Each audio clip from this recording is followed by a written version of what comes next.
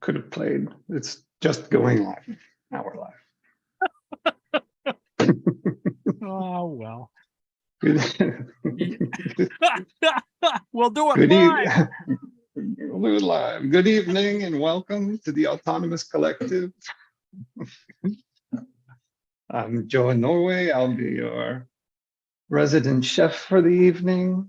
And I'm joined by Ann Lee, a retired college professor and community member at the Daily Kos. She's a member of the National Council of the Independent Scholars and is a contributor to the book, The Political Economy of Art, Making the Nation of Culture. Oh.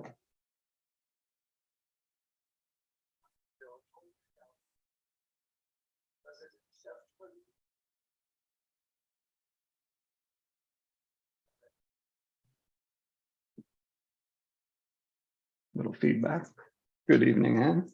How are you? Good, good. Interesting week. Busy week. Yeah, there are lots of interesting things. I don't know what the hell is going on over there and on that side of the pond in the US, but you'll fill us in. More chaos. More chaos. But what I was up to this past weekend, last Sunday, we went out on a mushroom foraging trip with a number of experts here on one of the outer islands in our region. And we were hunting for two types of mushrooms. We found many, but there were essentially two edible ones we were looking for: the wax caps and the puffballs. And we ended up finding three different types of wax caps, very funky looking mushroom. I have here amazing colors, bright, almost lobsterish texture. So I thought I'd be doing something with these. We'll be making a magical mushroom risotto, rapid risotto. I'll be making, I have some short grain rice. I try to go for the budget where we get a short grain porridge rice that we have here in Norway. And I use this to make risotto instead of the typical Italian grains. It works just as fine. Risotto is just porridge anyways. And I've got some shiitakes soaking there for a little extra mushroomy flavor for the stock. I'll add a little celery, do something with the parsley, maybe use a little fenugreek to make the rice yellow so that it contrasts with the funky red mushrooms. But I thought before we get started, I'll show a little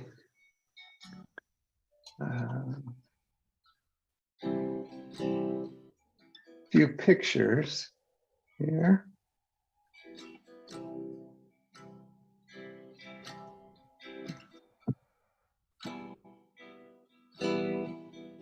So there was about 20 of us that went out on this trip. So there were newbies like us, and there were people that are quite skilled and been foraging for years, and there were many ages from 4 or 5 years old to 80 in their 80s. And we had 3 professionals, and there was a few dogs as well. But we were looking for a specific kind of mushroom, the wax cap, which has an alarming color. If you're nervous about mushrooms, specifically knowing which ones are the edible ones. This is one of them, one of the first ones we found. Not all wax caps are edible. This one is not.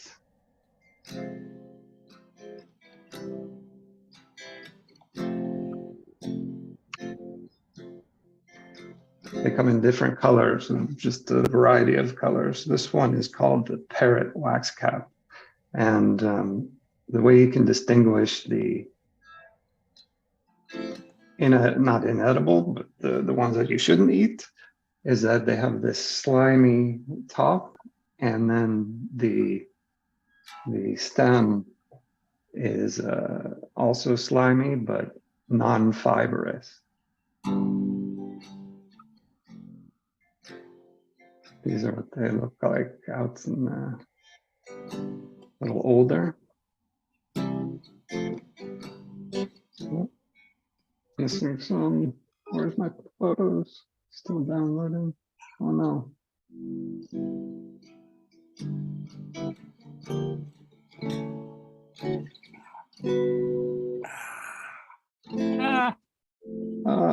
Lost a few. I lost the important ones. Oh no. Bandwidth. And the thumbnails downloaded. Ah. There we go. No, it was there a minute ago. All these technical problems.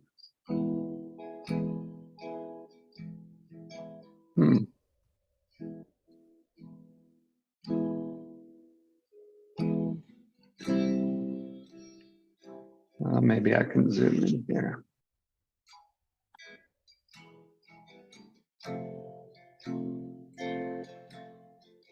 So this one here is also inedible, but it has a smooth stalk and also a little slippery to it. Whereas the ones that we have here out on the table have a fibrous stem.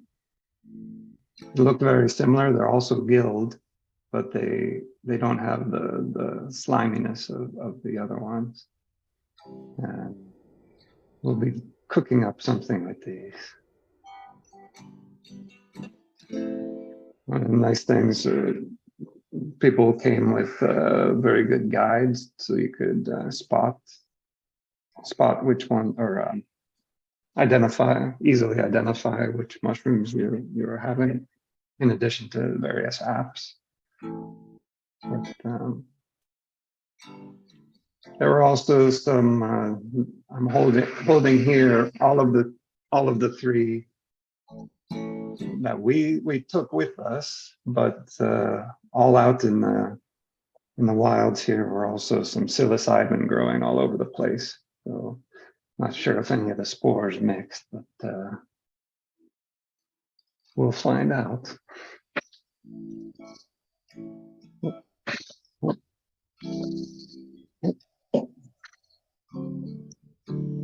Some wind in the windows here, making a little creak.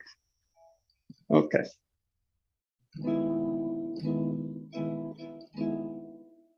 So I'll move all of my ingredients here over to the kitchen, and then I'll let you get on with the Ukraine report, and then we'll get to cooking after that. Okie doke.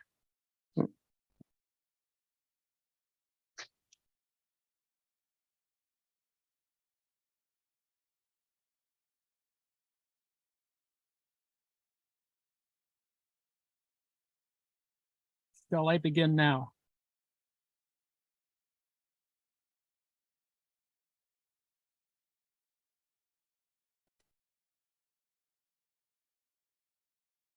Are we set? All set. Okay. Well, it's it's been a busy week everywhere, but Ukraine is continuing to have issues. A lot of it is simply about ordnance, as you may have guessed. I sort of am not so much obsessed, but concerned about the quality and type of ordnance. And if anything, it's a key element of messaging. Putin just today or yesterday mention that if the Ukrainians stop getting ordnance supplies, they'll collapse within a couple of days, which is just, needless to say, it's disinformation. But it's been a busy Just week. a couple days. Oh yeah, that quickly. It's over. It's like Trump overstating the, whatever Mm. hell it is. It's just more lies. There's been a tremendous amount of disinformation flowing back and forth, and as usual, we try and wade through it. There are different uncrewed aerial systems being flown, and I thought I'd start with this shark-like one, which is kind of cool looking in that sense. But there are a lot of kamikaze drones that are actually being used.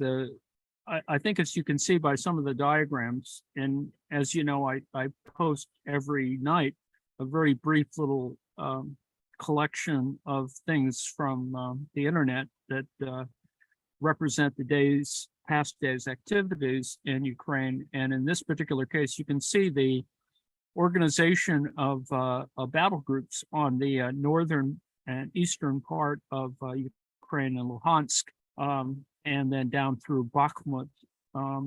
It's a busy district, and these little red and blue boxes are overlays, of course, of where some units are. Needless to say, everyone is dispersed and moving around, and most of the groups, at least from the Western point of view, the Institute for the Study of War, for example, they don't try and give away anybody's position or military secrets or anything. It's all pretty much open source information, mainly from reporting over Telegram and a variety of other sources. So they develop maps of these, and I have sort of an interest in how they are mapped and what changes occur every day. These are very small changes when you look at the map from a great distance, but the reality, of course, is that people are dying and getting killed in these very small areas here.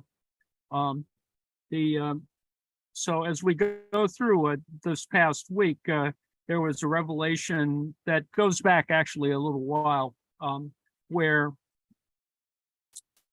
because of Ukrainian drone attacks on Russian bases, these are behind the lines, these are outside of Ukraine, in other words, and into Russia. The Russians are very worried about losing their multi-million-dollar bombers, and so they've been trying to either decoy or disrupt the ability of drones to attack things, and they've been actually painting two-dimensional decoys on the tarmacs. The thing is, of course, the satellite photos are so good that you have to be fairly good at this to put in the shadows and stuff. So there's incomplete incomplete paintings of a large Tu-95 Bear Foxtrot bombers, and it's just interesting to see the sort of activity. Other things that have been occurring in disinformation. For some reason, the disinformation patterns have been manipulating not direct things, but more bizarrely indirect or peripheral things, like Madame Zelensky, the wife of President Zelensky. They claimed she was buying Cartier jewelry in New York, when in reality she was actually with her husband in Canada.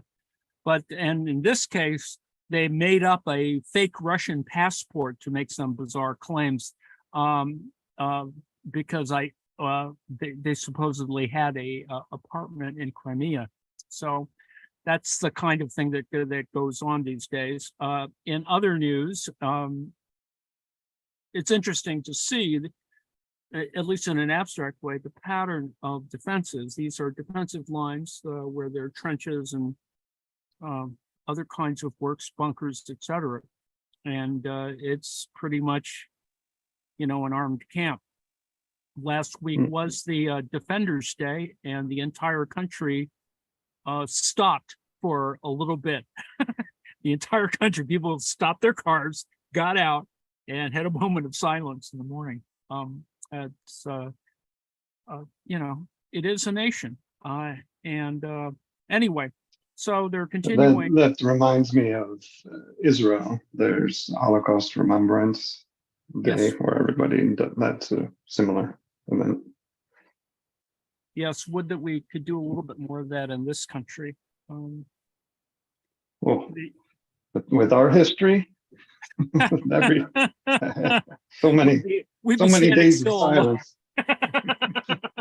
We'd be standing still for a long time. Last week featured a ton of additional aerial attacks on Crimea, so much so that the Russians have moved some of their major ships back to Novorossiysk,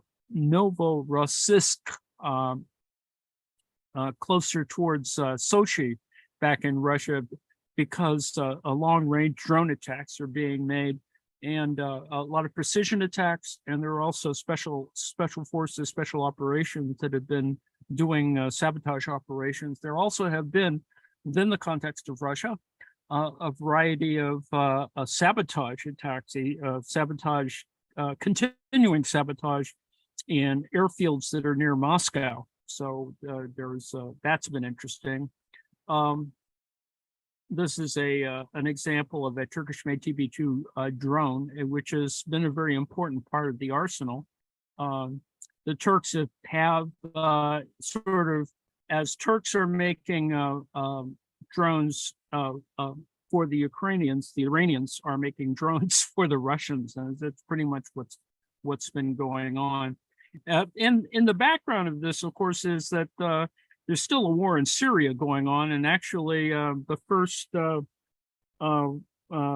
Syrian drone got taken down by an American F-16 this week, which is sort of an interesting little sidelight, a background against which the war occurs. These are from the image that you see is my little Daily Kos page at that I show stuff at about midnight. This is a joke illustration, and it sort of suggests in a cynical way, how the Russian invasion is going. They're just they claim all sorts of stuff, but the reality, of course, is that there are little things that are going on daily with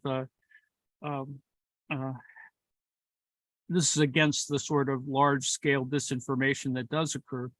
I cull information from a variety of sources, including some fairly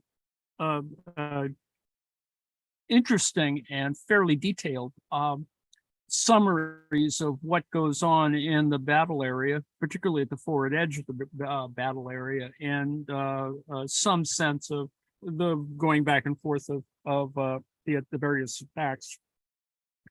There's plenty of stuff out there on the internet that describes the kinds of battles that are going on. Remember, it's a 600-mile front that, and these little circles here are generally where the action is. And when you go day to day, you can see that they tend to alternate.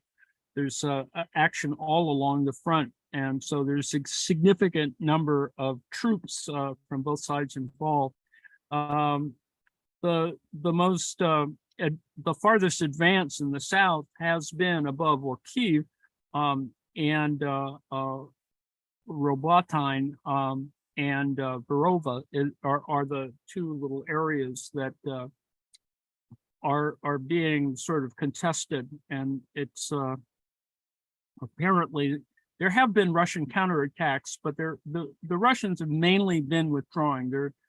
They're giving up space, partially because they are disorganized and sort of poorly sort of resourced, and have been relying on special forces to make up for counterattacks, whereas the Ukrainians are continuing to pour people in there, and but they are actually taking some losses as well. But I think that they've generally been winning the artillery battles. and there has been a counter battery that is artillery that is fired against the origin points of artillery, and that's kind of what goes on. Both sides have traditions in artillery battles, and so there's a greater focus on that with a variety of kind of aimed precision weaponry, as well as sort of brute force artillery rounds being thrown at either side. And both sides are using, a variety of decoys and other drone. It is a very drone-driven war in the sense that a lot of surveillance or reconnaissance is being done by drones. And the Russians do use drones, and they use them fairly well. But I think the Ukrainians have a slightly better and more sort of adaptable approach to the use of drones for all kinds of things, not simply for reconnaissance, but also for attack, for offense. The United States actually intervened or intercepted a very large shipment of Iranian arms that were going to go, I think, to the Houthi in Yemen. And as this image shows, there's thousands of, well, in this particular case, these are assault rifles. These are the AK variant assault rifles, the latest type.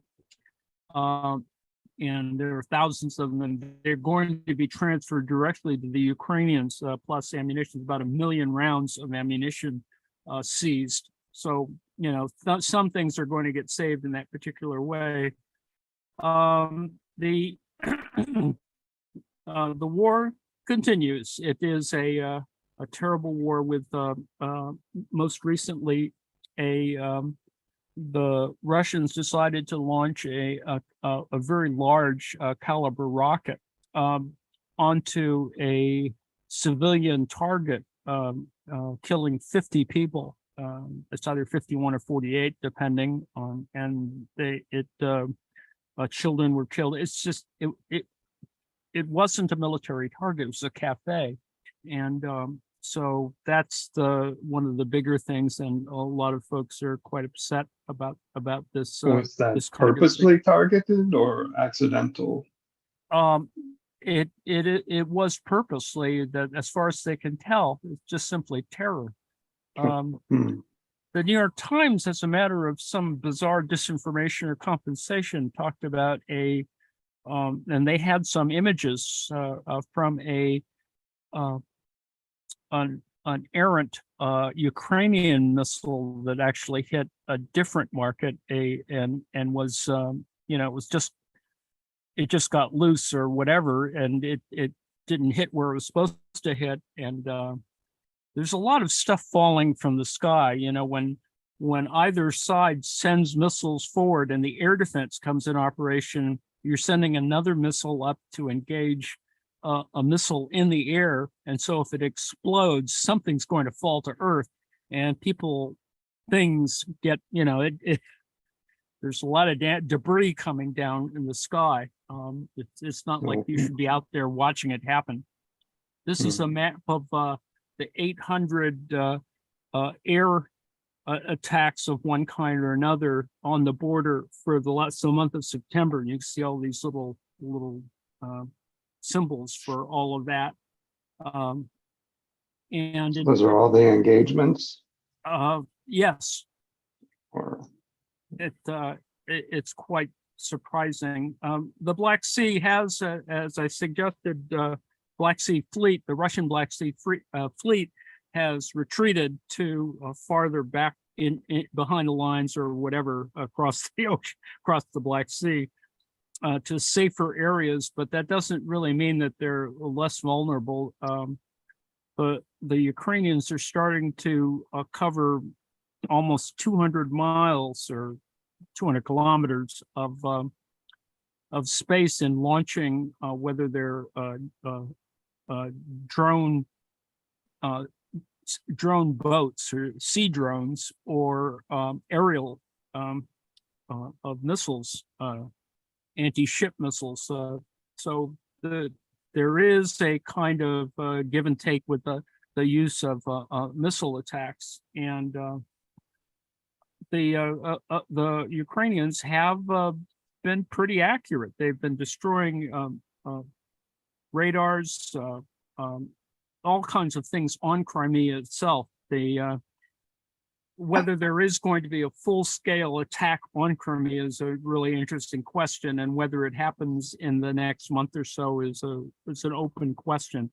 It's certainly clear that they've done a lot of what is called shaping the battlefield, that is taking out a variety of targets on Sevastopol, around Sevastopol, and on Crimea. This is an example of, sort of how the decoys work. There's a plywood replica of a Ukrainian missile facility, an air defense system. They sort of put it out there as a kind of weird decoy, and so the Russian, it shows a Russian loitering munition being attracted or aimed at it, and so it's going to blow up a lot of plywood instead of an actual thing. But as you can see, they tend to record a lot of this activity, some of which is quite brutal when you see how sort of horrific it is for us to watch a drone drop a grenade or some sort of munition on top of an unsuspecting soldier who gets blown up. As we watch on video, it's really there are far too many of those kind of images as well. It's very, very sad part of the war.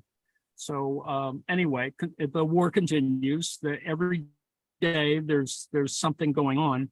As I said, there's a little bit of advancement, and everyone wants to think that yes, there's going to be a big thing that's going to happen. This is not that kind of war. It's going to be lots of little battles here and there that while they look very small on a map, they're really quite significant relative to trying to control every kilometer.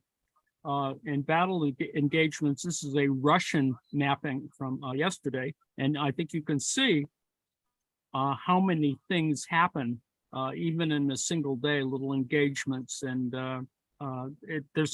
it's a very wide front, so you can see these little things happening. And I'm just about at the end of the description of the week. It's the usual thing about talking about munitions, a variety of very tragic explosions and events. There's greater range and length for a lot of things now, and of course the usual disinformation. And at the present moment, we're at this moment where the Russians really do want to try and freeze the battle lines, partially to refit, just simply, this is another case of trying to resupply and hope for a little pause, and claim that they want peace, but they really simply are rearming. And the Ukrainians are not really taking any of that, aren't buying that. They're simply continuing doing what they're doing. So even from yesterday, you can see that there's the descriptions have a lot of detail, and I urge you to go sort of look for yourself to see that, that the reporting is very interesting. The taking or seizing of trench works, bunkers, supporting various attacks. There's all ground activity. One of the reasons why it is moving so slowly is because both sides do not have significant air support being used in these battles. One could interpret the fact that the increase in aerial assets for the Ukrainians, which has been building over the months, is, I think, in preparation for making a fairly large breakthrough with a lot of air support. And I think that's probably what's going to happen at some moment, but it's not happening soon. So So that's for the kind time of, being, it's largely drone warfare. it's drone warfare and on ground, combat, basic combat, people moving down the road. The way for Americans, try to imagine, Red Dawn, right? There you have a wide a wide landscape where, it's just big fields and long stretches of road and that are divided by tree lines, little portions of where trees are, and that's kind of how they're fighting. People hide in these rows of trees, etc., that from cleared fields, and it's just hunting people down, and sometimes doing it at night mainly. With this little illustration, you can see how there's little different groups, the little blue dots and the little red dots. They all represent kind of skirmishes that are going on. The red boxes are the primary groupings, battle groups, battalions, companies, etc., on both sides, and it's just pitch warfare. Sometimes not so much hand to hand, but there is encounters. Primarily, a lot of the images have come from, as with the beginning of the war, images come from people who are, they're wearing GoPro cameras and they're recording the actions and activities, and some of them, it's in some cases quite grisly. Anyway, that's our week in war. Joe? Well, that's certainly more realistic than the Russians invading from Nicaragua. So take a Red Dawn theme list. Oh, Jesus. Cuban mercenaries coming across Colorado, that's what we're all afraid of. I don't know. Pretty bizarre. People growing up in the Midwest, that film really hit home for people. They really identified with that. Almost like they were well, looking for it the to director, the director played on every fear, right? The first act of the Cuban mercenaries when they got there was to go look for where everyone had registered bought their guns, and it's a pretty gratuitous to have which is a classic image, right? The bumper sticker on the pickup truck that says, "You can have my gun when you pry it from my cold dead hands," and they pry it from this guy's cold dead hands. So that's kind of fortunately, we don't have Russian terrorism in this country, which is good. I mean,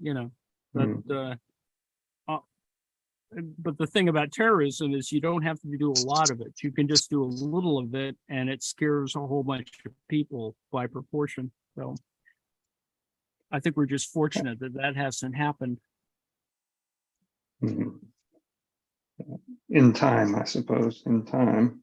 Well, go ahead. Yeah, go ahead. No, I was wondering about deep in occupied territory. Is there much resistance going on, or the coordination with what kind of action is going on away from the front? Well, in terms of sabotage by resistance. There is sabotage that is going on where, as I mentioned, people went in and blew up things on their military targets. There hasn't been much news on, although they could be suppressing it, but there hasn't been as many sort of mass arsons that were reported a while back in Russia. In Ukraine, that's always a problem. It's people who have sort of mixed alliances,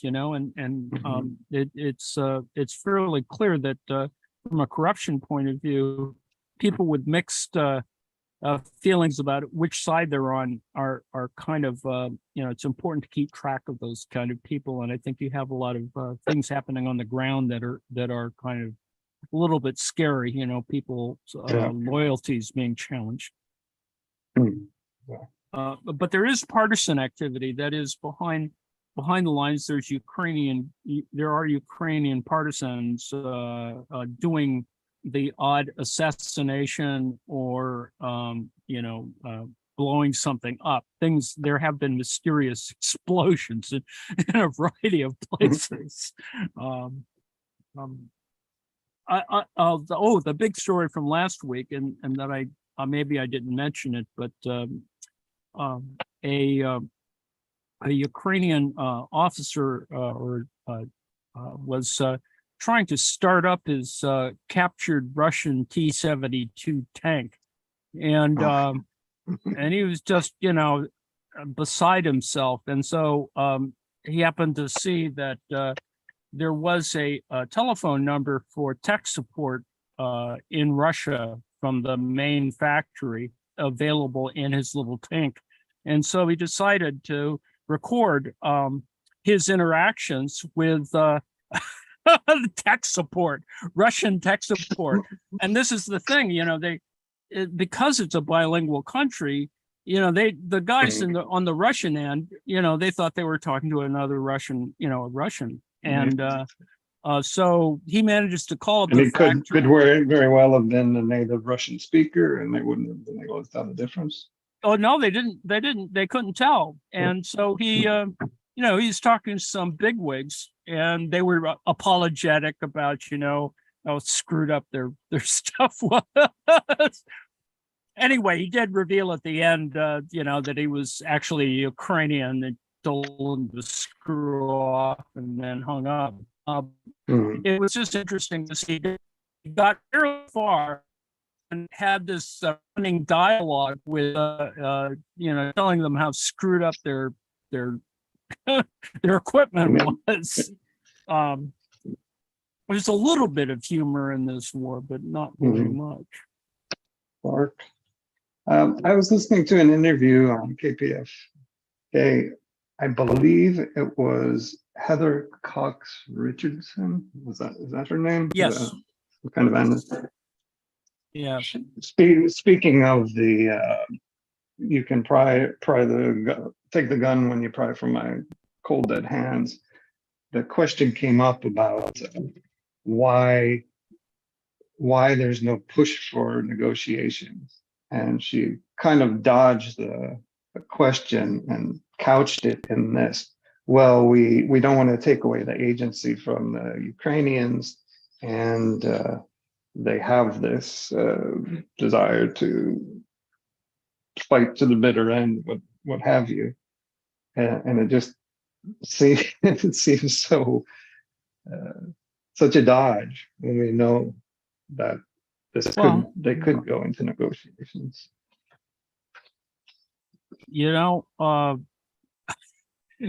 Or end hostilities and when hostility, when the Russians stop fighting, it's the war's over. If the Ukrainians stop fighting, there's no more Ukraine. That's their little, the trope that is out there. That's kind of what's going on. Although on the domestic front, Code Pink decided they'd have a sit-in in Bernie Sanders' office, I think, in Vermont. So I think he called cops on them. I can't remember. But there are people who were demanding. Well, they were demanding that some sort of negotiation to peace talks should occur. And funny you should mention Code Pink, because Lynn, I believe her name, I can't remember her last name. One of the Code Pink ladies called in and asked a question about why not the negotiation on this radio show. It's the thing is, I think it's still about the front end. It's about supporting Ukraine until they can't be supported anymore, which is what the GOP, the Republicans, are doing with trying to hold up budget negotiations using aid to Ukraine as leverage, which is just always odd. I mean, they should be interested in trying to get this thing sort of ended at the military level first. But it's very difficult because people are now are back to talking about how long this war is going to last, and it is sad that it doesn't appear to have as much progress as I think a lot of people hope. So that's where we are right now. The discussion of mud season came up, and before you get into the mud, let me just get a little heads up on where we stand with risotto. So I'm making risotto. This is my pressure cooker. We'll be putting it under pressure. Normally, risotto takes about 20-25 minutes to cook. So I saute the alliums, the onions, garlic, in this case, celery. So some hard vegetable. Add a little earthiness to it to go with the mushroom.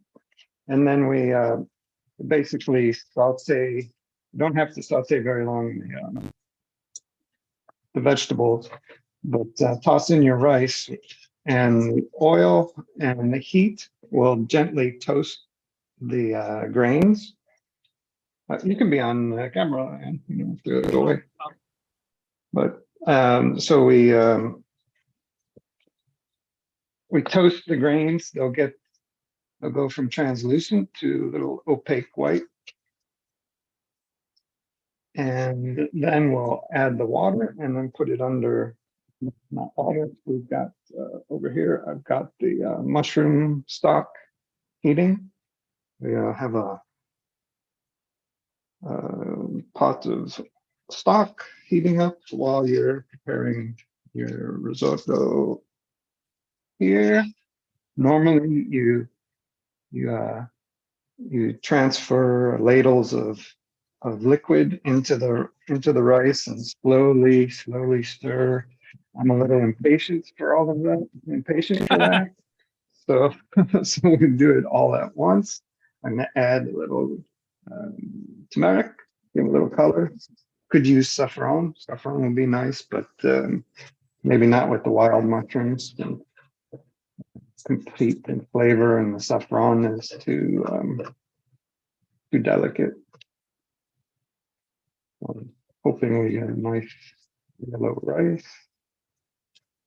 And under pressure, this should take, normally it takes 5 minutes to get perfect steamed rice. With risotto, we add more liquid, so it should take a little over 7 minutes. And then we can turn it off and then boil it down. If we have too little liquid left after the pressure, we add more. If we have too much, then we reduce it. This is unlike the gourmet procedure where you're supposed to be stirring it all the time, right? Yeah. So once it goes under pressure, it will not be stirred. So. And then at this point, you could, I don't use the alcohol, so I have grape juice or verjuice, a very ancient acidic in the medieval kitchen, probably even earlier than that. It's basically raw grape juice. It'll work in place with white wine. Yeah, because it's not about the alcohol, is it really? It's about the grape juice. No, yeah, it's about the acidic nature. Okay.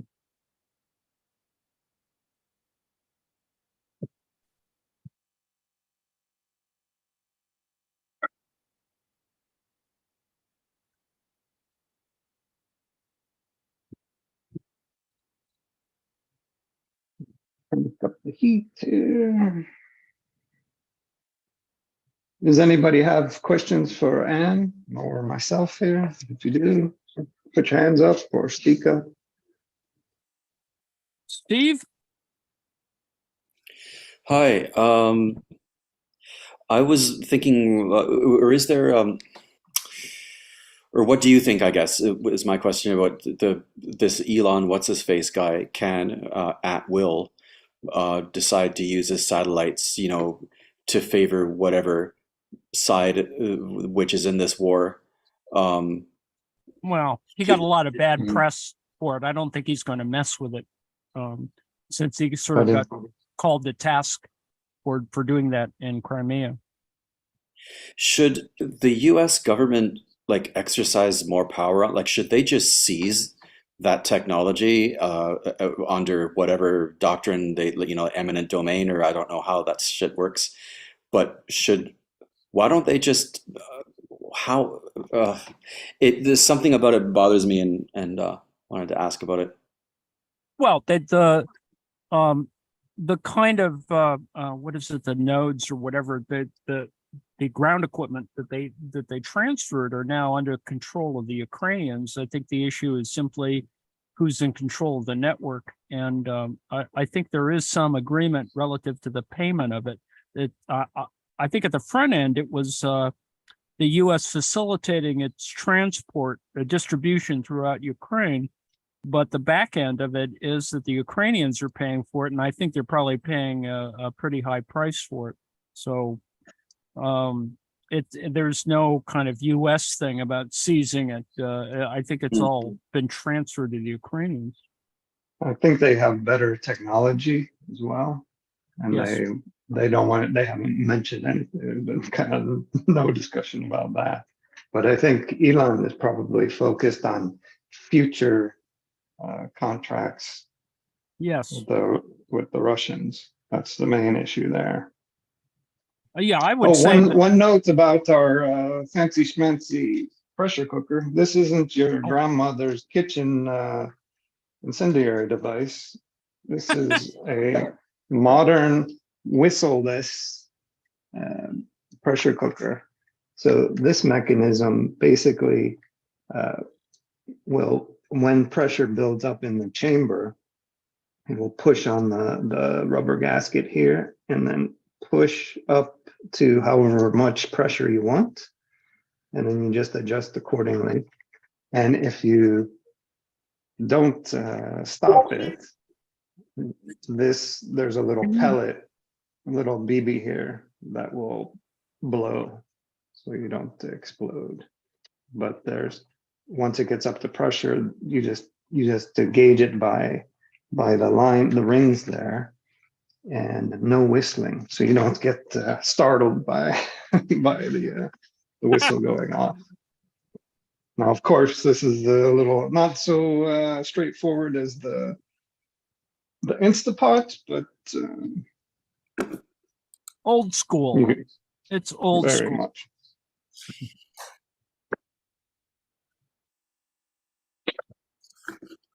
Look at these beauties.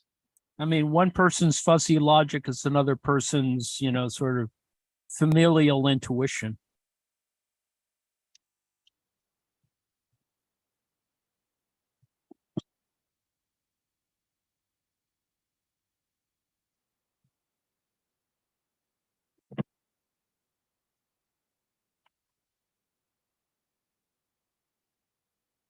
I'm going to heat up the wok here, cast iron. What we're going to do, the technique, is to dry roast at first.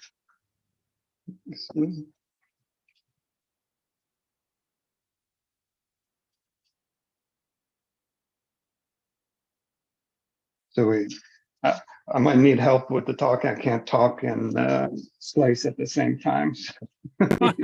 Probably not safe even. Not the best. So what we do is sweat the mushrooms so that they release their liquid, and also kill any of the little friends they might have been carrying from their stay in the forest, life in the forest.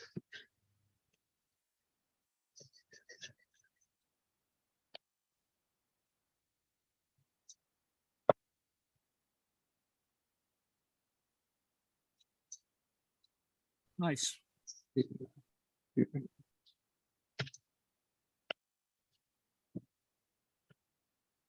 Well, this one's got what's that called? Peroni. This one turns to the right a little bit.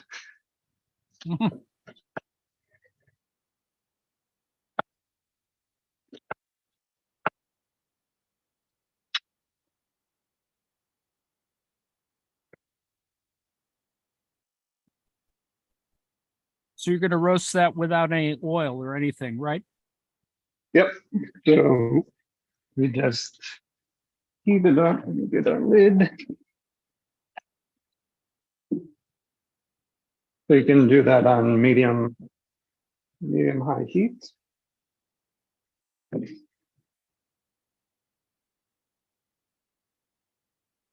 not going to add any spices or anything to it at the present moment, right? No. So what we're going to do is just make an environment where the sear from the hot metal will trigger them, and the lid will trigger the mushrooms to release their water. You'll see in a moment here. I'll just continue prepping parsley. Not sure what I'm going to do with parsley.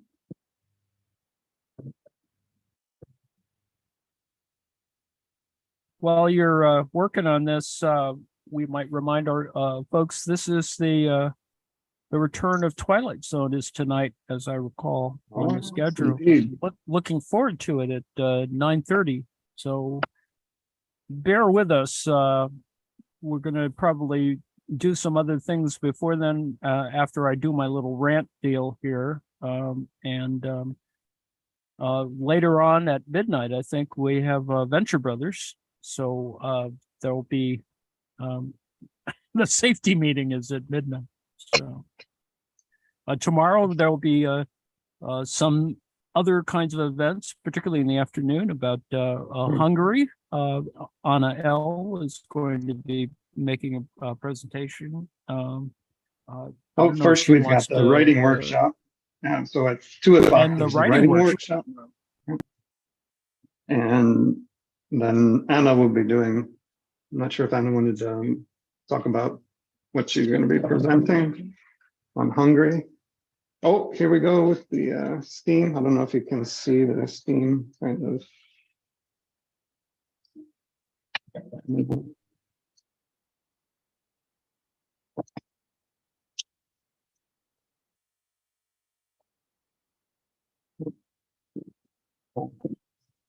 Heat a little. Throw some oil in.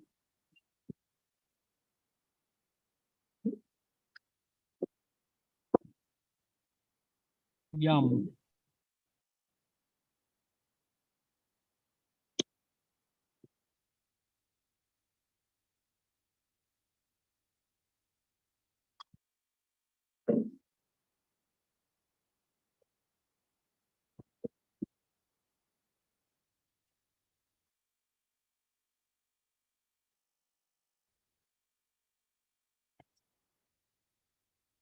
They're very delicate, so they don't take much.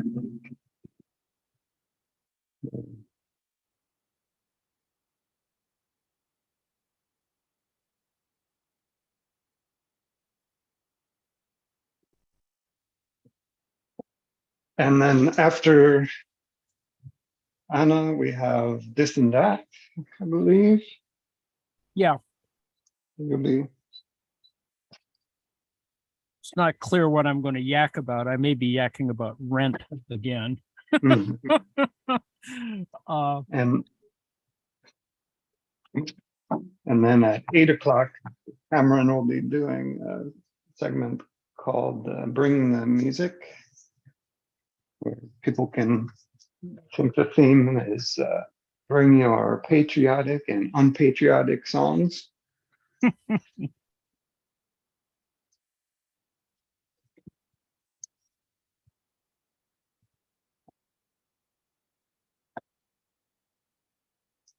On Sunday, I'm not sure whether we're going to have hammer and sickle, but the weekly marks will be at 3 p.m. and there will be.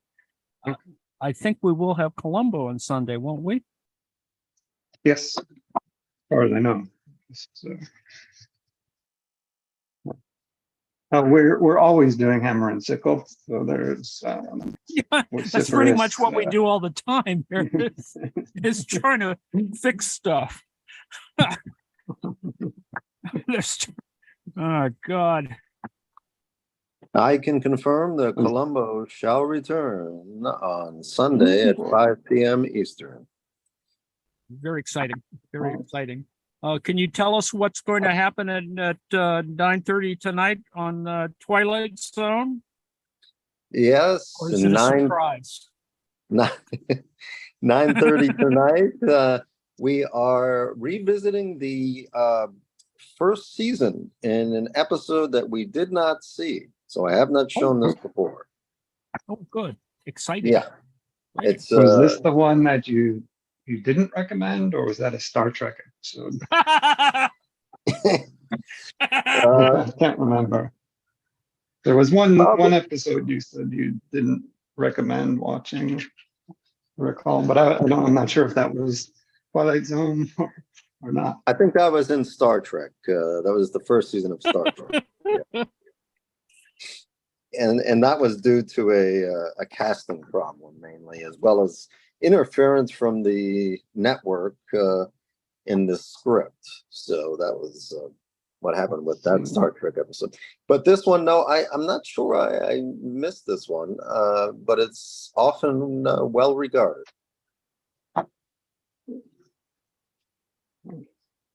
I can say that it stars Rod Taylor, Ooh. Jim Houghton, Ooh, and Charles Aidman. my.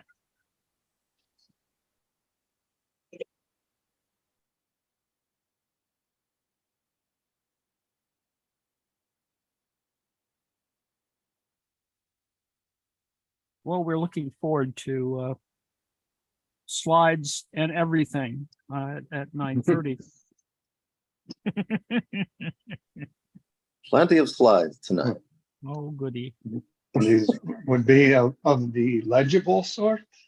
Well, you'll have to tell me, Joe. But Okay. to be fair, you'll have to be looking at it on something other than a phone.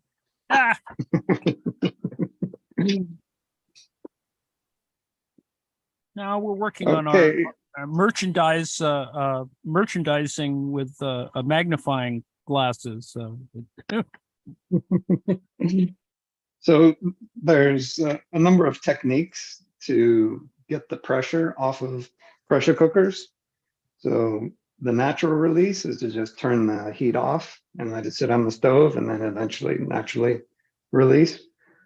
Or there's you can do it like that. Best way to do it is the quick release, is the cold, what do you call it? Cold release, I guess. You run cold water over it, and then the pressure will drop in a matter of seconds.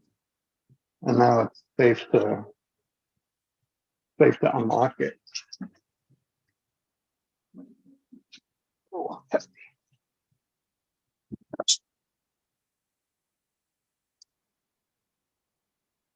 Let's see how that looks. Oh, almost there.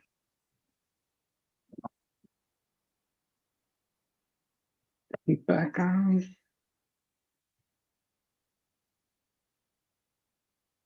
Nice and creamy.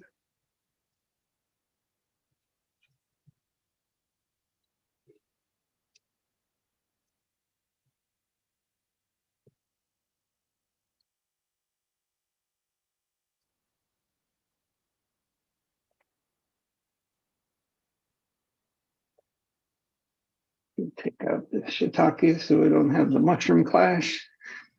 Save Yeah. those for some other preparation. Yeah, so where you can see is little over 5 minutes, 7 minutes, and you got creamy risotto. Oh, lost the electricity.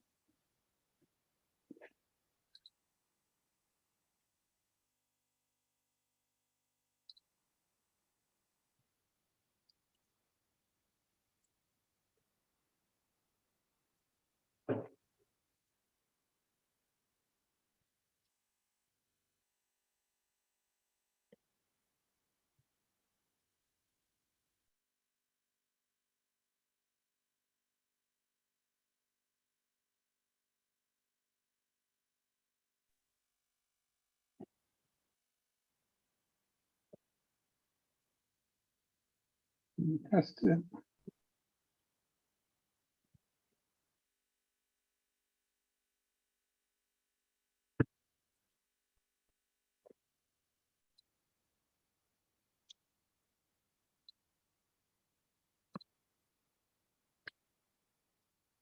Mix in some of the mushrooms.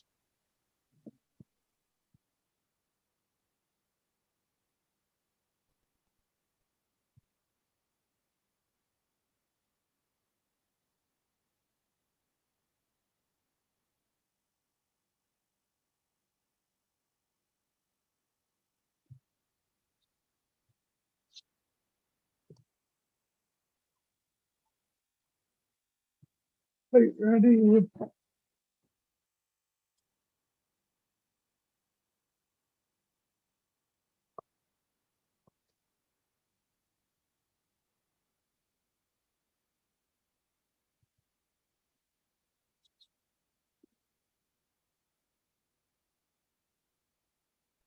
Let's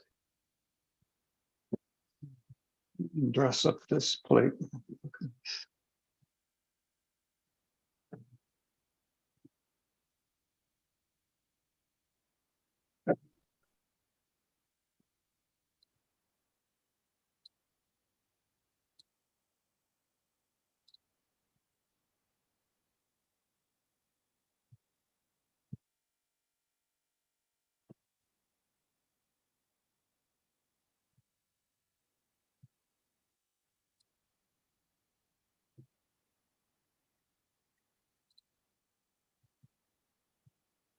Ground up some parsley, make it look like the grass that the mushrooms were growing on. With a nice little contrast.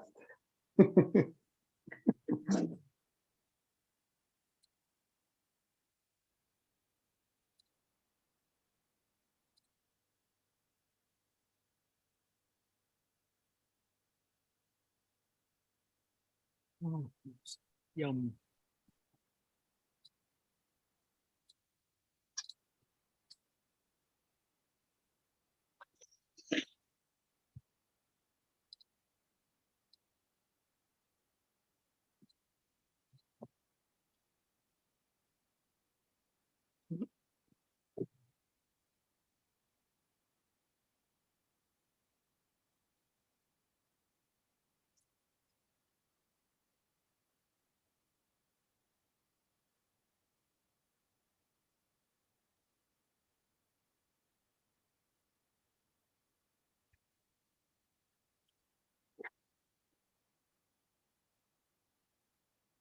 Nice.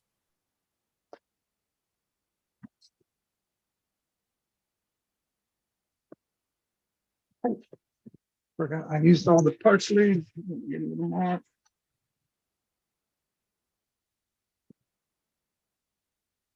Nothing leaves the kitchen without a garnish.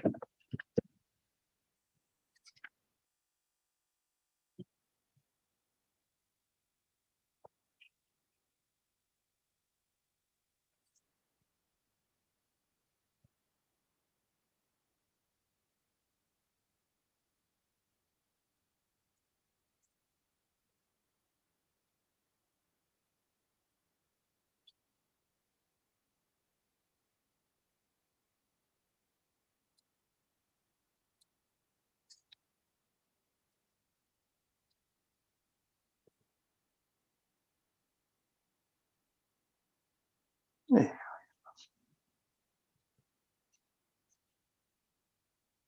Maybe and the pepper. Voila. Scarlet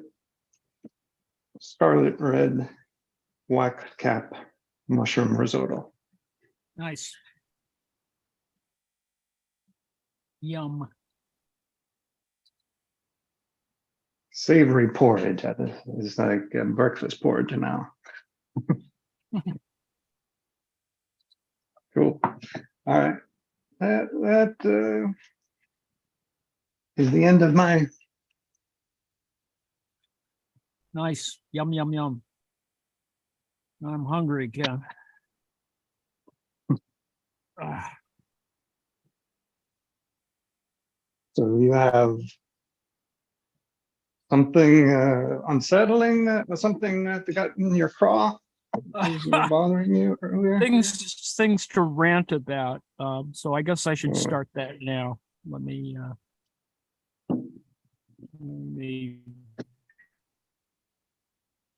get this sucker happening.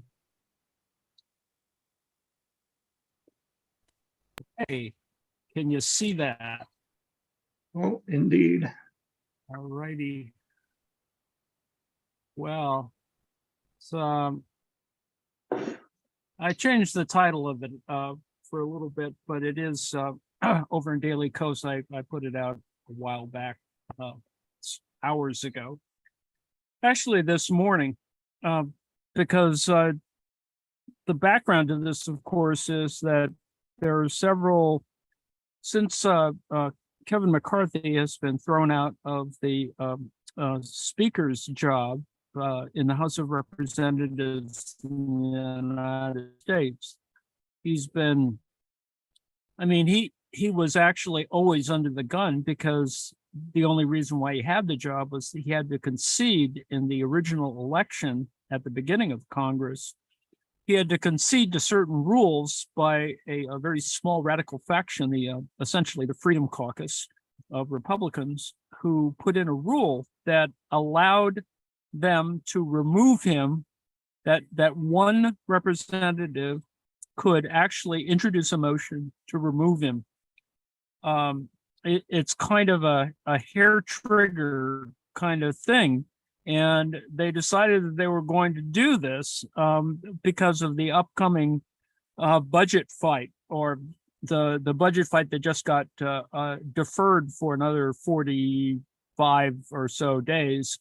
And what came up was one particular extremist, Matt Gaetz, decided that he would he was one of the people who came up with this idea, this original deal that was a very terrible deal for McCarthy to take, but he really wanted the job. So therefore, he accepted the idea that his position could be vacated by a single member of his conference deciding to make a motion to eliminate him. And so essentially that is what happened. That it went forward. He was removed. McCarthy thought that he had the votes of the Democrats. I don't think he made no deals. He sort of assumed, maybe that, I think the story is still yet to be told, but I think that he had assumed that the Democrats might, because of the extremists, might back him to keep him in place, even though he wasn't a person to be trusted. Well, apparently he had burned enough bridges, and I think the bridge that the Democrats were really much more concerned about was the issue that in the J6 attempt to overthrow the government, McCarthy was fairly honest about how, it was incredibly problematic, and that he was essentially against the idea of trying to nullify the election. But then after all of the hoopla, he went down to Mar-a-Lago to make nice with Trump. And so therefore the the Democrats have not been happy since. They've also been not happy for a variety of other reasons. Apparently, McCarthy doesn't make very good deals. He doesn't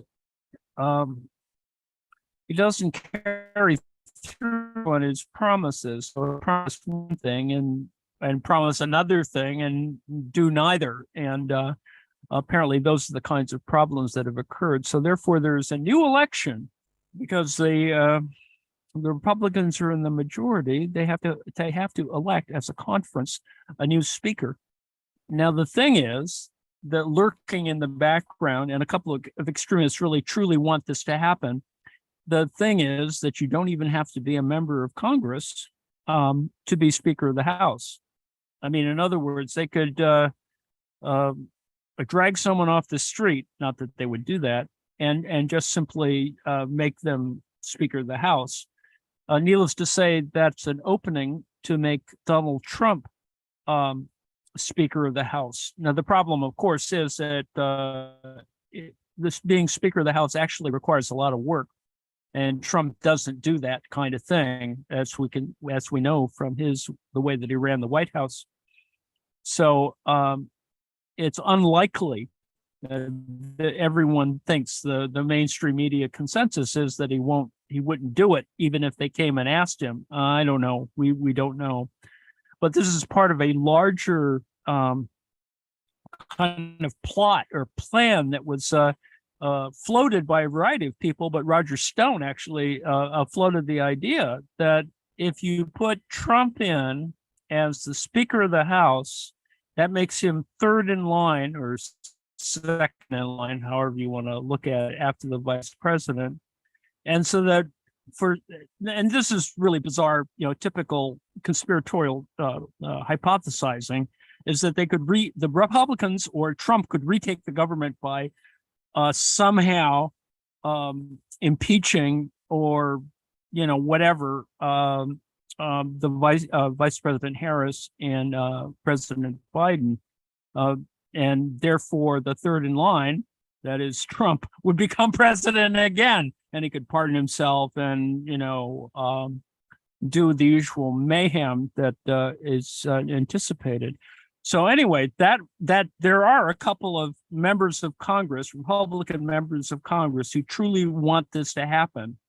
The reality, of course, is that they actually, the Republicans wrote in their own rules that anybody who's been indicted for a crime that might have a penalty of being incarcerated for 2+ years cannot run for this. And also someone who is in the middle of a campaign for office. And the thing is that Trump, announced that he was going to run again pretty quickly after he left office. So he's, stuck in that particular case. Now, the fact is, rules are made, unfortunately, to be broken, as we've unfortunately seen.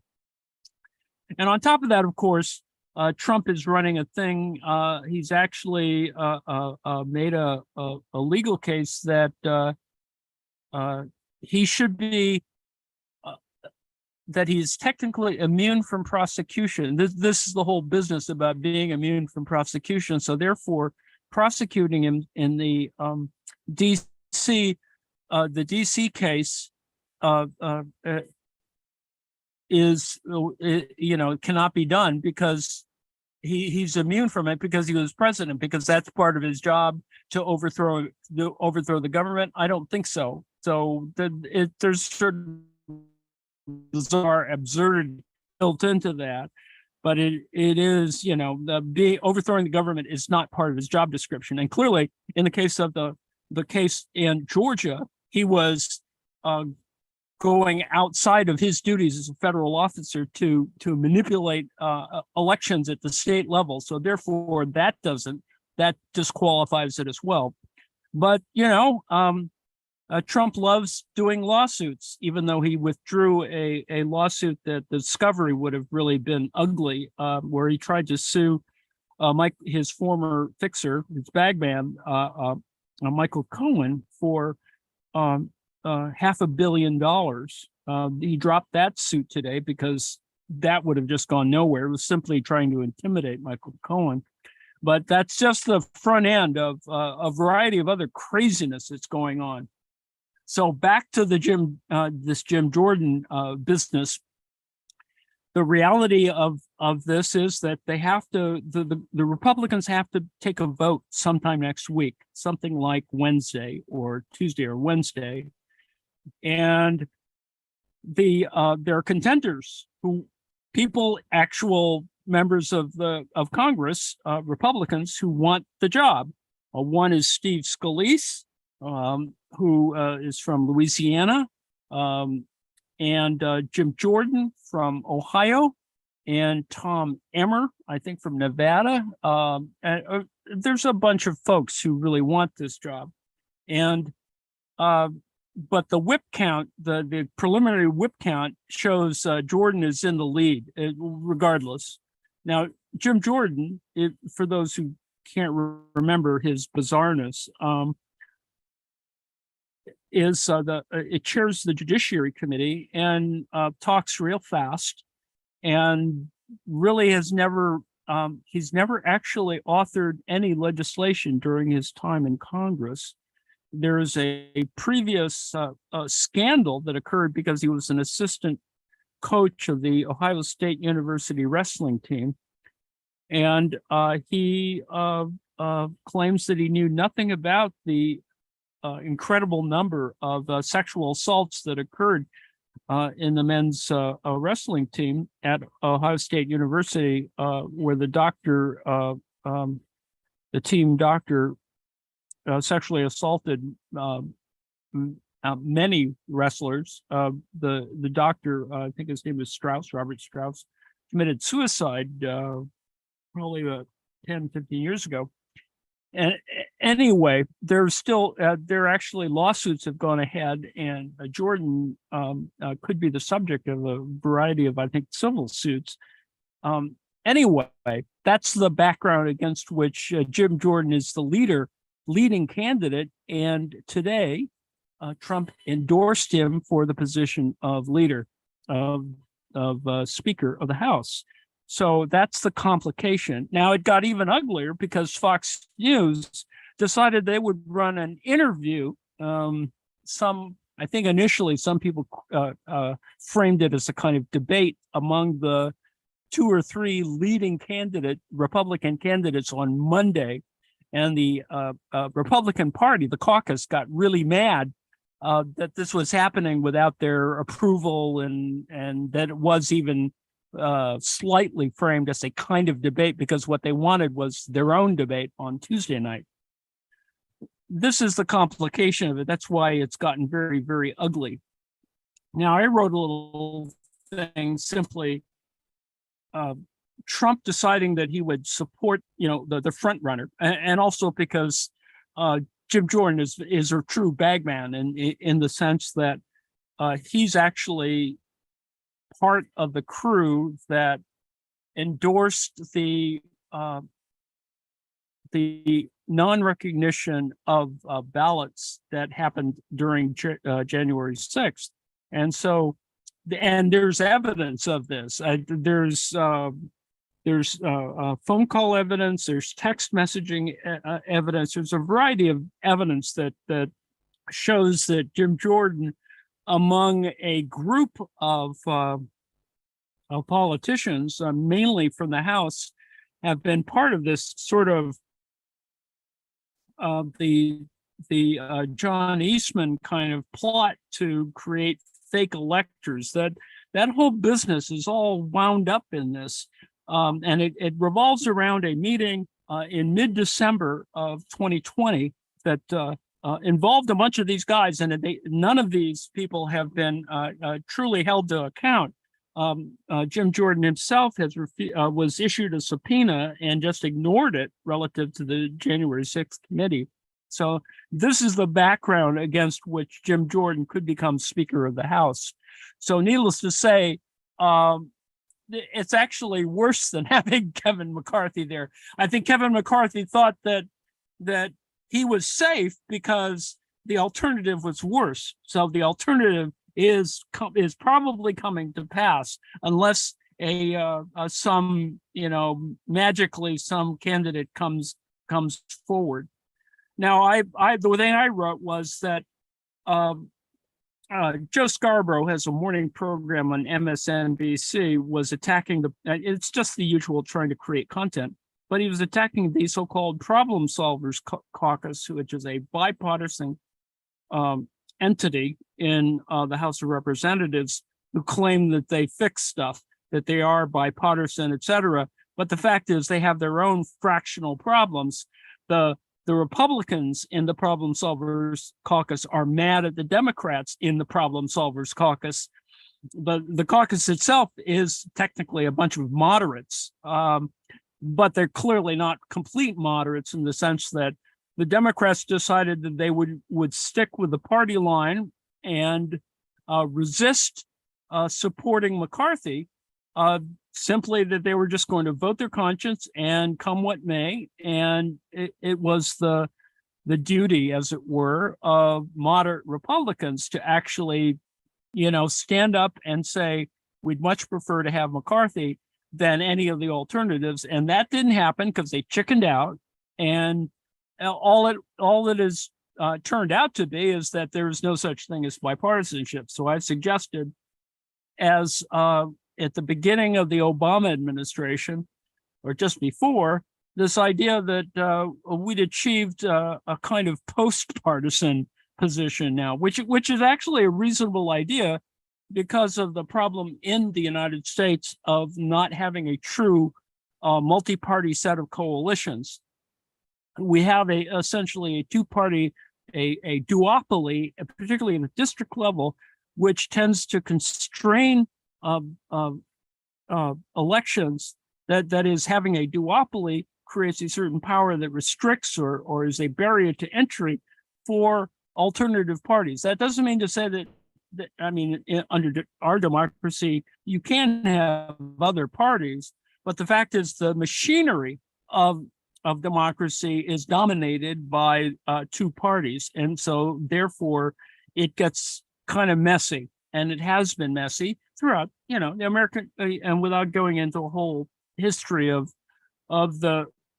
party systems in the United States, but it has tended to this kind of binary model. Anyway, there was a bunch of whining back and forth.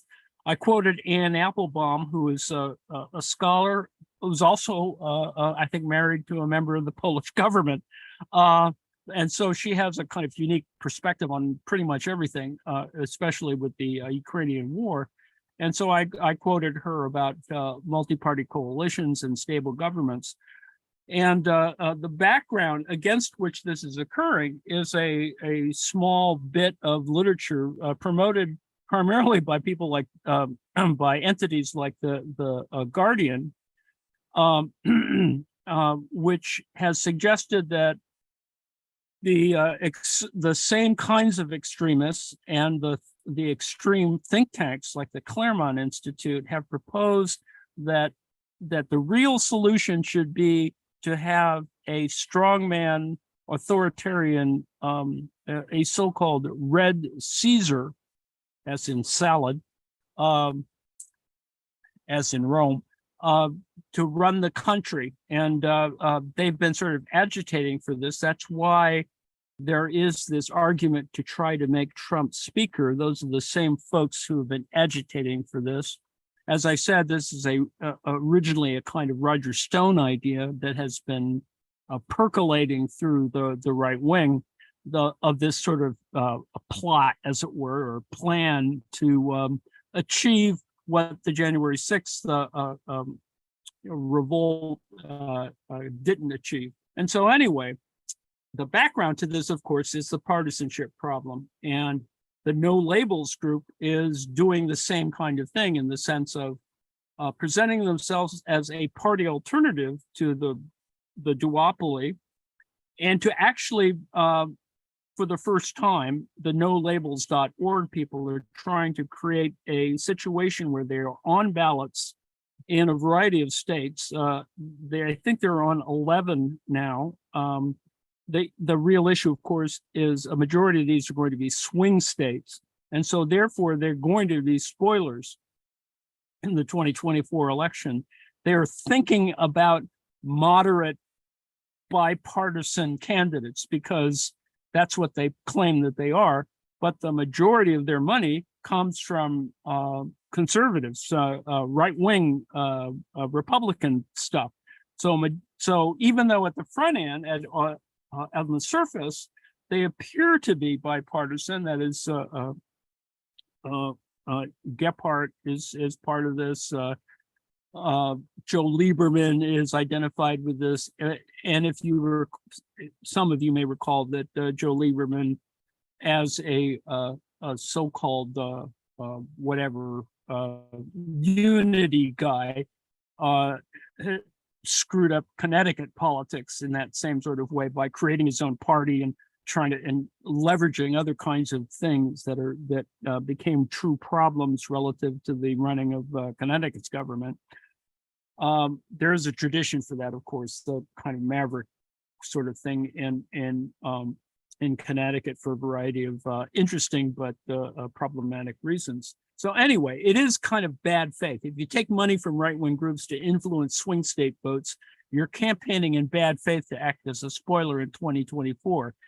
So that's where I got to in my little rant there, is that we may be in a post-partisan period, but it's really about, ultimately about the strength of your convictions and ethics. So I put in a little thing here, Josh Gottheimer, who is one of the richer guys in Congress. In other words, he's still manipulating his stock portfolio as I speak, while he's in Congress, and it just seems to be an ethical problem in general, speaking of problem solving.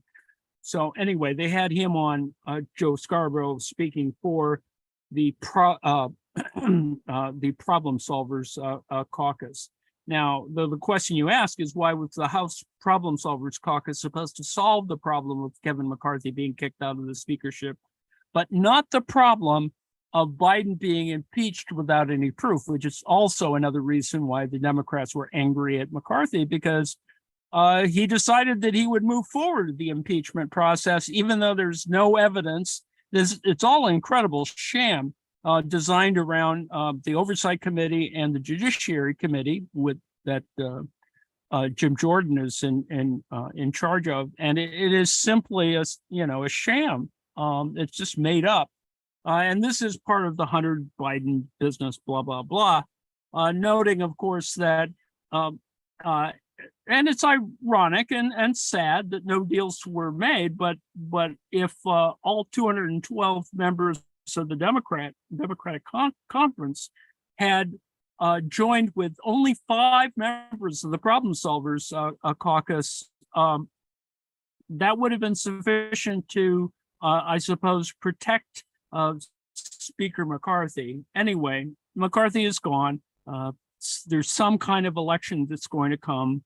The red scissor might make an appearance at, simply because you could see that in the spirit of jammed up voting, like in 1876/77, Trump will emerge as the speaker regardless. That obviously I've already set the conditions under which that's kind of it seems impossible, but as we've discovered, stranger things have happened. Now, Biden has said, well, everybody has a right to do anything, but, and he's it's kind of wishy-washy about this. So it's we're really stuck with a lot of these strange things in an era of post-partisanship. Anyway, I bring to your attention that their post-partisanship might have principles. I've listed them in my little thing here that includes, criticism needs to be well balanced by self-criticism. I think that's a very important, sort of dialectical point. A compromise is not the only end game. Support a bias for action as opposed to inaction, and demonstrate a penchant for big ideas and a lot of reasonable little things. But anyway, that's kind of that. So much for my little rant. Joe, they're raised hands. Larry and Joe. Self-criticism? Serious? Self-criticism, Uh, auto-critique. I was wondering about Jim Jordan's actions during, or whatever he was involved with during the January 6th arrangements. Is he implicated in any of Trump's indictments? It sounds like he's a willing co-conspirator. He is. As I said, he was subpoenaed by the committee, but he ignored it. He ignored him. Because remember that they were asking members of Congress to show up, but they didn't. It wasn't mandatory. They weren't obligated, but right, they didn't fulfill the issue of enforcing subpoenas for the usual kind of polite clubbish sort of reasons. And in other words, he's still under a subpoena. I mean, a refusal to, I think, show up for a subpoena. So it's just the usual kind of thing.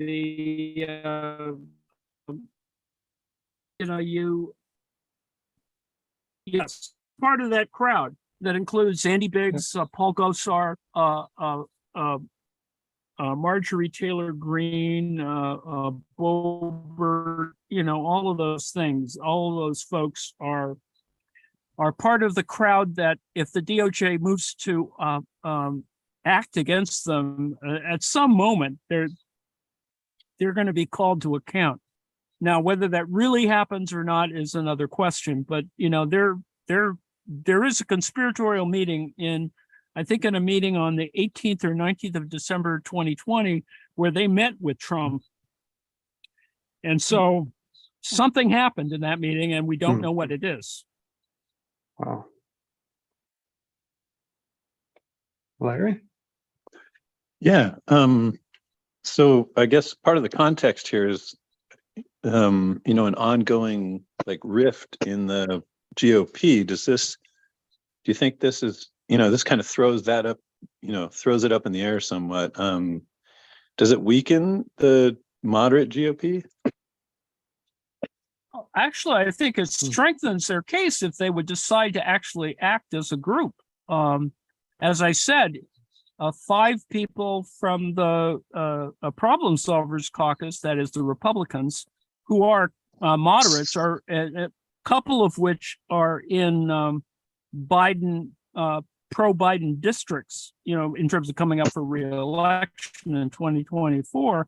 There's at least 12 of them in all in Biden districts should, for their own self-interest, that is to get reelected, should move with the Democrats. But, they're just afraid of Trumpist, retaliation, threats, the usual stuff.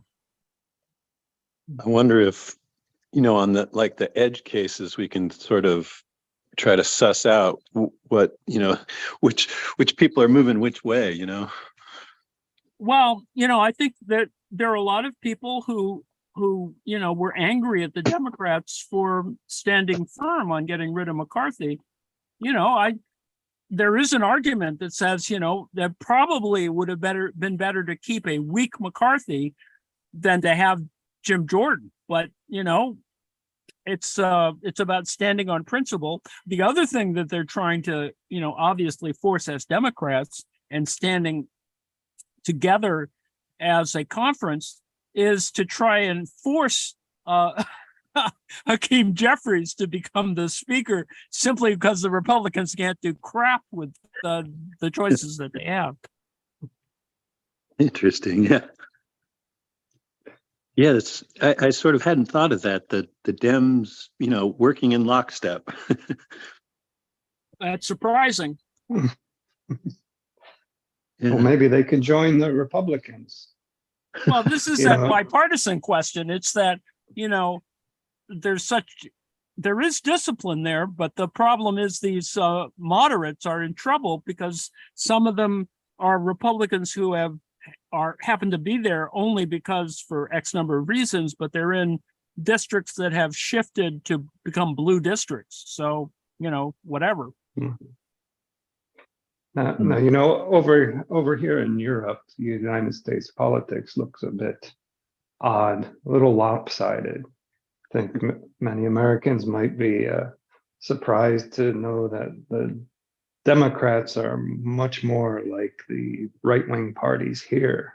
Yes. Even Bernie would be a center-left person. So I was wondering, is there any talk about the Democrats and quote-unquote moderate Republicans joining forces with their own party and at least Well, stabilizing something along the lines of Reaganism, which is a little bit well, better.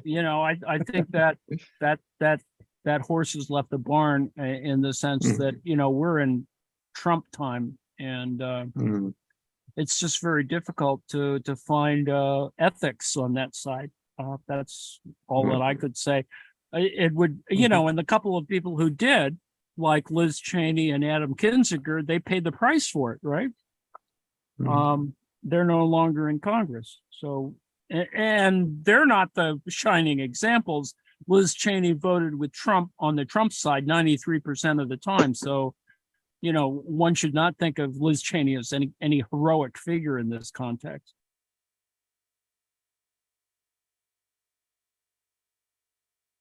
But she was heroic enough to, strength of convictions, and, Trump endorsed her opponent in the Wyoming primary, et cetera. So God knows whether she's going to reappear in politics anytime soon.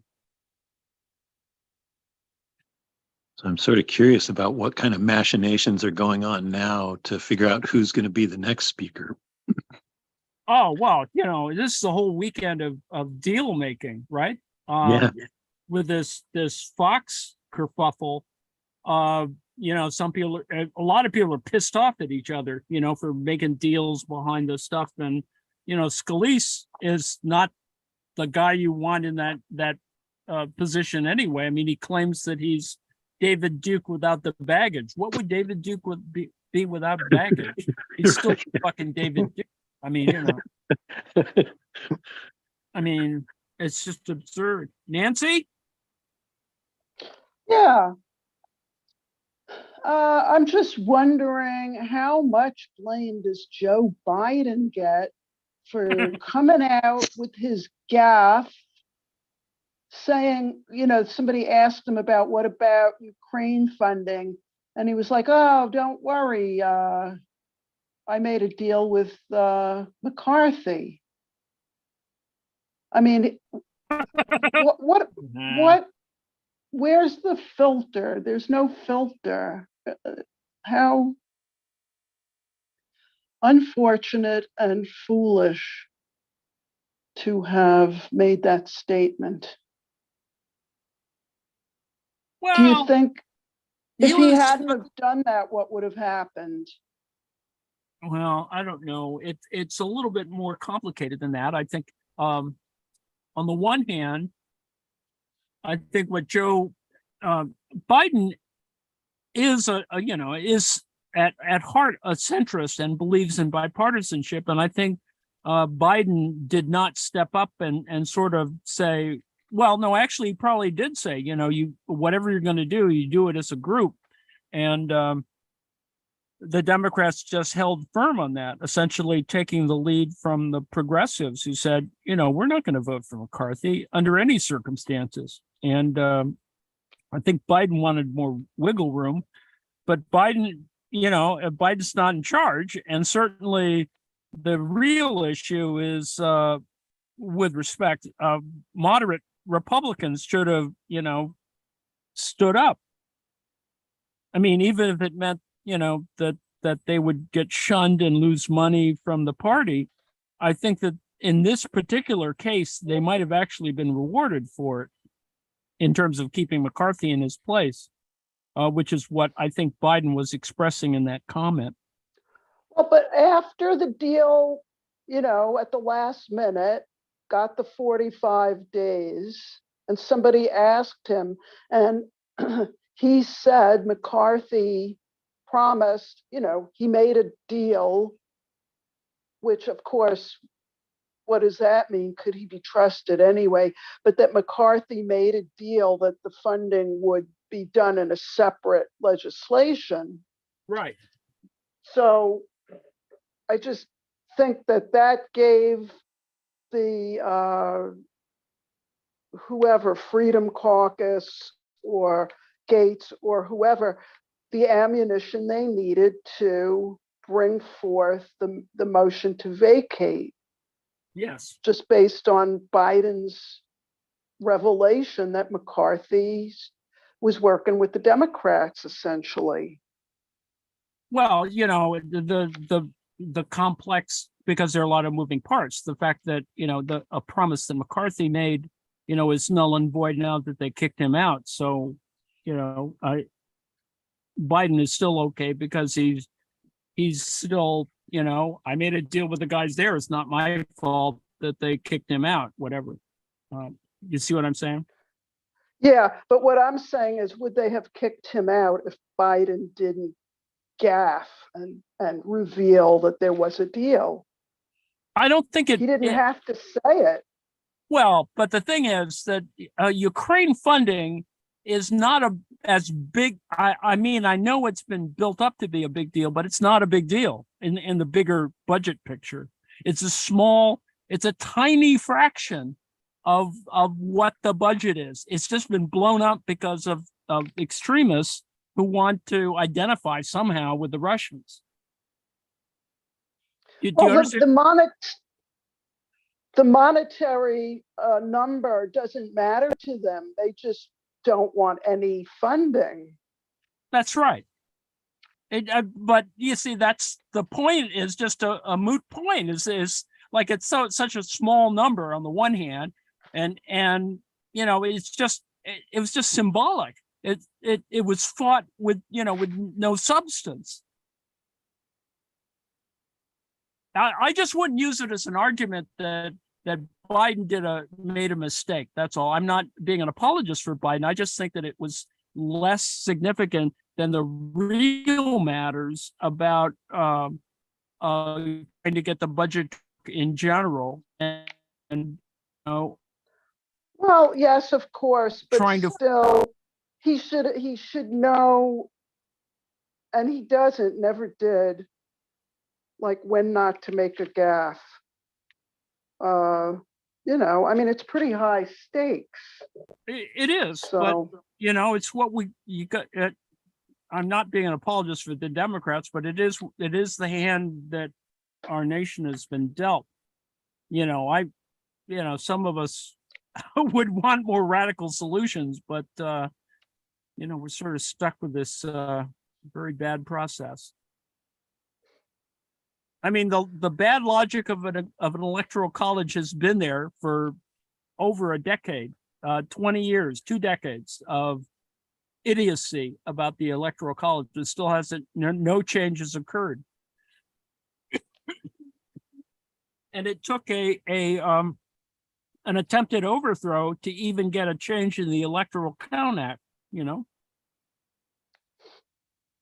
Right. Well, I have a solution for the Senate, under the undemocratic Senate, but I'll tell you some other time, I guess. Well, I mean, the whole question of a hold, they've got to change the rules. It can't be that some idiot like Tuberville, is holding up the military. You would think. They're not going to change it, though. Well, no, it's just, this is some things have to change. People tried to change it with, at the front end, the Constitution looks like a good thing, but then you have these problems like term limits, etc. The whole point of term limits is sort of a band-aid for the real problem of, what is a democracy? How is a democracy supposed to actually work? It admits failure in that sense. Term limits is an admission of failure in that sense. And there are other ways of thinking about how it should be run, a 6-year term for president, a single 6-year term for president, etc. There's lots of ways of manipulating the the rules to actually get it to work better. You know, given that you have Trump has actually made the problem real in the sense that, you know, he decided he'd run for re-election just after he got inaugurated. You know, it's just like bizarre, but that's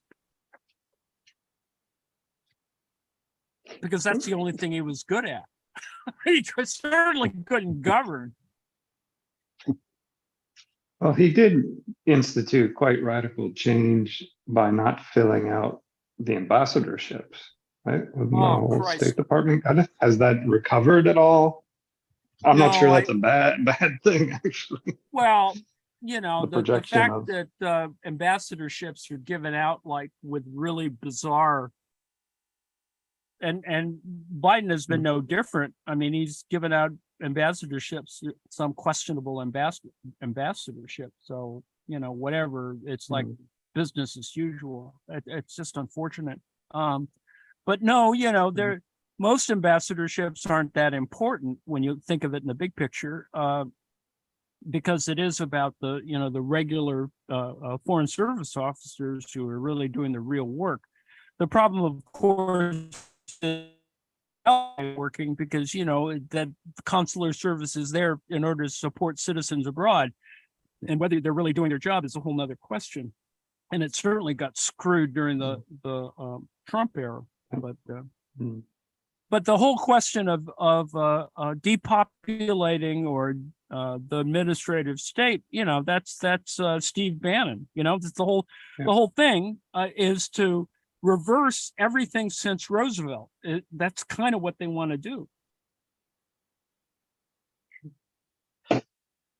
The term limits to me, you know, I'm a little uncomfortable with calling that a failure, I guess.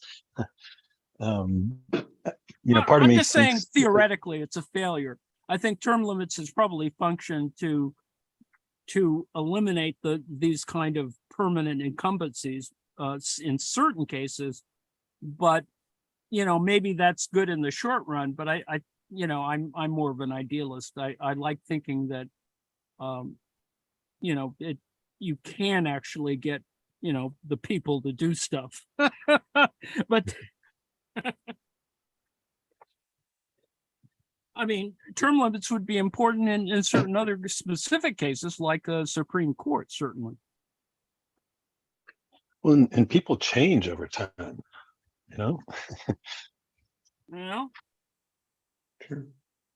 you know, some people like tradition, right?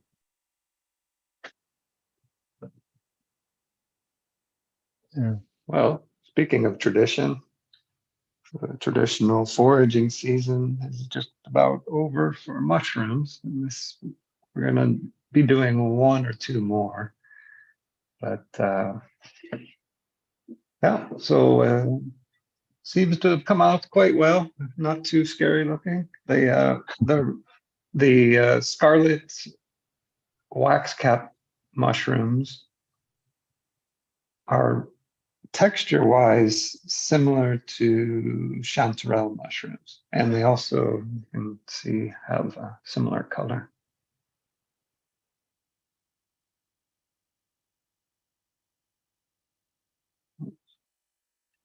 I put it on the green grass it's sitting on, to call back to the meadow where we picked them, and made a mushroom risotto with onion, garlic, and celery in the pressure cooker. 5-7 minutes, super quick. Beautiful. Really.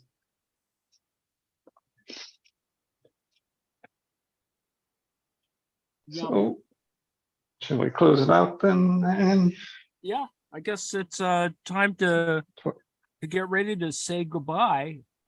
Reminding folks that you should go to theautonomouscollective.net, look at the schedule, come join us.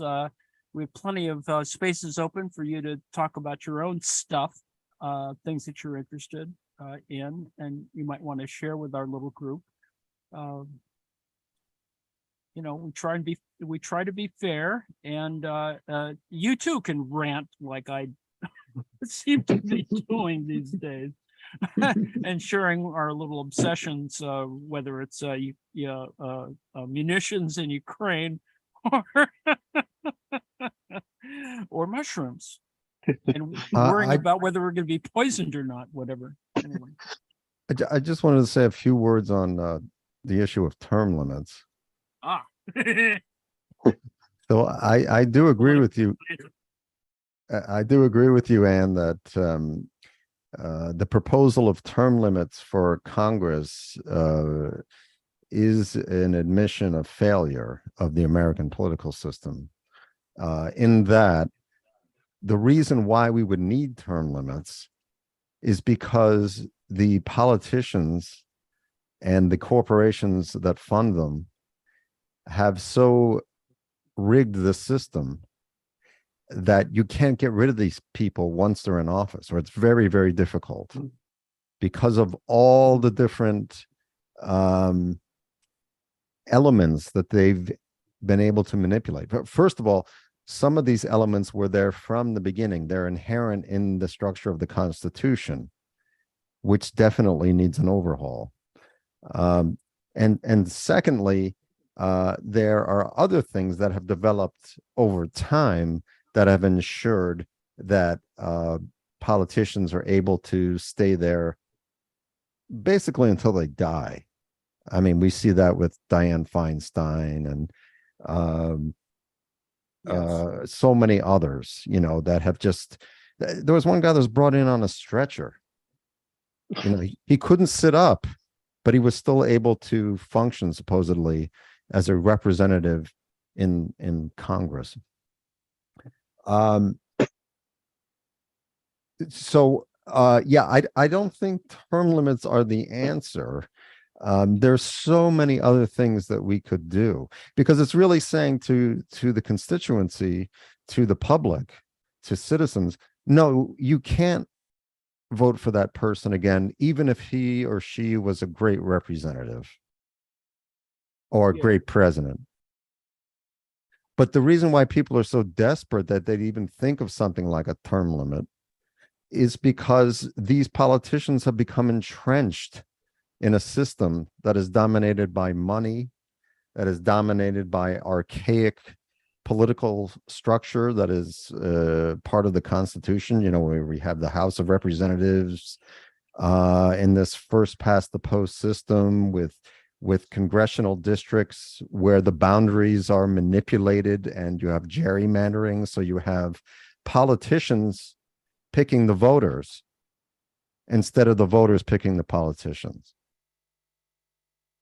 And the campaign finance system that we have in this country, and a Supreme Court that does everything it can to make sure that the people cannot regulate the campaign finance system, and make sure that the system never represents their true wishes or desires, which is why free market, free market, freedom and true representation in a political system. What are you, nuts? Public financing of elections? What? Exactly. I mean, we know how to make this, how to make a representative democracy representative. It's not a mystery. There are plenty of countries around the world that have many of the elements that we would choose to make it much more representative of the people. Yeah. But entrenched power doesn't allow for it. So people come up with, you know, things like term limits or January 6th, Right. where they're so fed up with the system that so obviously does not represent the people, that is so obviously not democratic, that they would be willing to, first of all, vote for this con man who's done nothing, never looked out for anyone other than himself, except possibly his daughter, who he wants to have sex with, in his entire life. He's nothing but a con man and a fraud. And people voted for him because they're so desperate. And then they supported January 6th, a good chunk of people, because they're desperate. They know that the political system in this country is sick. and it Well- desperately needs transformation. Some people are just about the reactionary aspects of it, right? You know, it's Well, there's Well, that too, yeah. that For the they just lulz. want to see liberals squirm, you know, or whatever. Right. I mean, that's, Or even shallower. They're just in it for the side, you know. yeah, their side. Can I just say about term limits that if you have term limits, the people that have institutional memory and who stay and stay and stay until they die become the lobbyists. Oh, well, So that whole lobby thing is, you know, whatever. That could be dealt with as well. I mean, you could make indeed. well, rules. but you can't just impose term limits in a vacuum. The whole system, you know, it has to be balanced towards democracy. So it's just like that's part of the equation. You can't just do term limits. And that's my opinion. No, I agree completely. Well, there's technically no limit on the number of lobbyists, is there? Right? We don't do a true regulatory thing on lobbyists, and also the question of enforcing foreign representatives is a whole nother issue.